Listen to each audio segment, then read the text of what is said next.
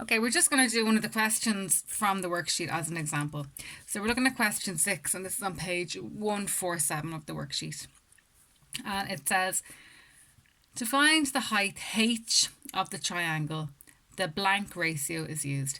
So for this, we have to look at our angle down here, 65, and we think about these two sides and what ratio is used. So we have the hypotenuse here, and then the other side over here that we're given, the height, is the opposite.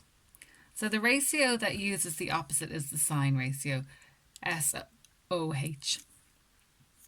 So the sine ratio is used. Then it says, using a calculator, sine 65 equals. So what we do there is we take our calculator and you press the sine button down here, and it's of 65. So type in 65, close, equals, and it's 0.90. So using a calculator, sine 65 is 0.9. See, that's 0.9. Using the triangle, sine 65 is the height, the opposite, over 38.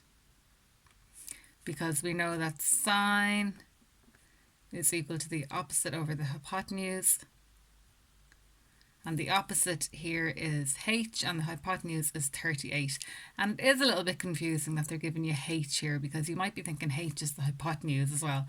But h is the height and the opposite. So now, in the next line, they have said, well, therefore, h over 38 is equal to sine of 65, which we've shown up here is equal to 0.9. So we're going to put that in there, 0.9. And then what we do is we multiply both sides by 38, which means that that cancels out, and you have on this side, you multiply it by 38. So this line down here is going to give you 0.9 multiplied by 38. And if we multiply that by 38, we get 34.43.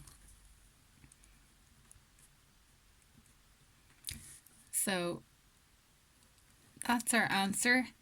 So the height over here is 34.43, and that's meters.